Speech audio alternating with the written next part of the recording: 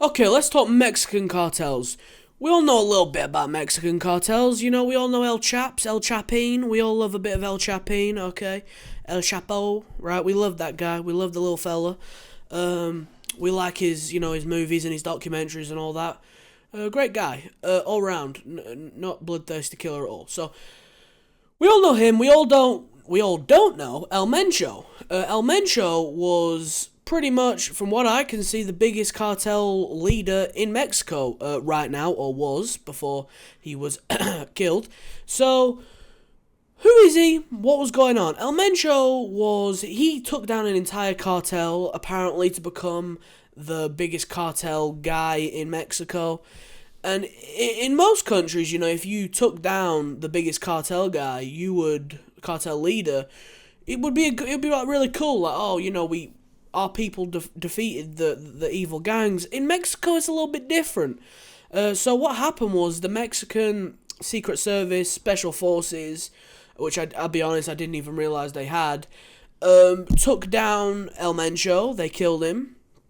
Now, in Mexico, this is a little bit of a problem, right? Because in Mexico, the cartels have a lot more power and gunpowder and everything than the government in Mexico. They pretty much run Mexico, the cartels. So the response has been interesting. His cartel affiliates, his brethren, weren't thrilled about this. They didn't take very kindly to the murder of their boss. Things have been mysteriously setting on fire and people have been dropping dead in the streets. Weirdly. Who would have seen that coming? But anyway, before I go into this any further, let me just show you who El Mencho was. He's dumped on a Mexican highway during rush hour traffic. This wasn't some random gang violence. He's a person that we would consider as public enemy number one. That is the U.S. government reward just increased and placed on the head of Ruben Aseguera Cervantes, alias El Mencho. 35 bodies dumped in front of Mexico's biggest shopping mall during rush hour. And that was just the beginning of how one man destroyed the most feared cartel in Mexican history. This wasn't some random gang violence. This was El Mencho announcing to the world that Los Zetas, the military-trained killers who made the entire Mexican government shake, could be beaten. And he was about to prove it in the most brutal way possible. Nemesio Oseguera Cervantes, known on the streets as El Mencho, didn't just defeat Los Zetas. He completely annihilated them, took their territory, and built the most powerful criminal empire Mexico has ever seen.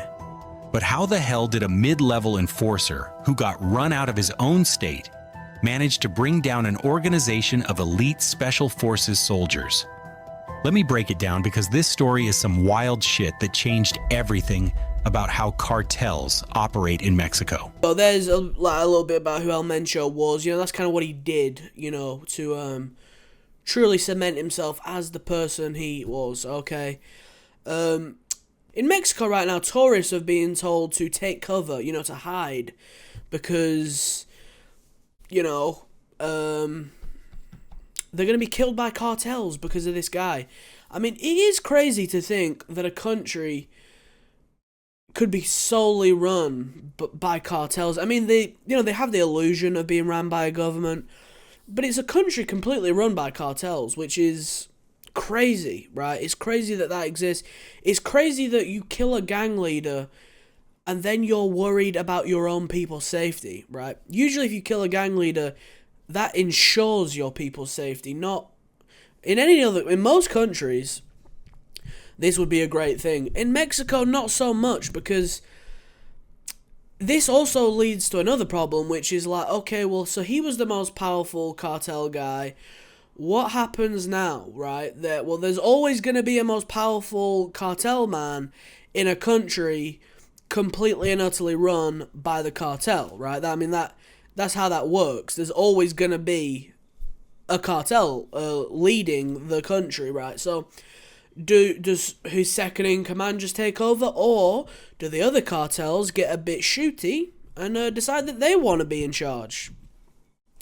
This could be really bad for Mexico. I mean, You'd think like, America or something would help with the situation they've got going on there with it being completely overrun by cartel. Because the cartel, like, I know there's been talks for years about, America going and taking down the cartels, which they would do quite easily. It wouldn't be much of a difficult task for America to take down the cartels, but the cartels would go out swinging, right? They're going to fight to the death, so that's why America doesn't do it, because they just don't want the trouble, right?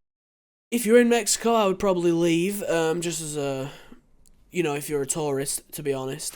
They're currently, like, they're bombing cars, they're shooting people in air. There was an airport shooting in Guadalajara. Apparently that was related to this. It was a cartel shooting in Guadalajara. It's crazy. It's crazy stuff to think, really, that a cartel that could just run a country. It is wild. I know I keep saying it, but it is just wild.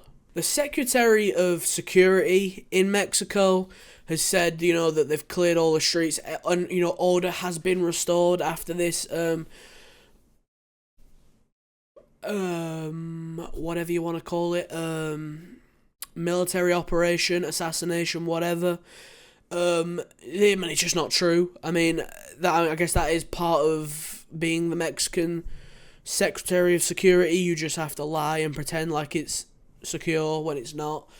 That's just not true. There's still shootings going on. Shit's still getting blown up. It's crazy. There you go. Let's see how this plays out. I can't imagine it's going to play out well. Whatever happens, he was public enemy number one. There'll just be a new one tomorrow because there'll be a new guy. It's pretty sad. You'd think maybe, Mexico could get some help. I think maybe Mexico should get some help on this one because they can't seem to quite, figure the whole cartel thing out without a little bit of help. So maybe some countries should offer them a little bit of help in dealing with this cartel situation.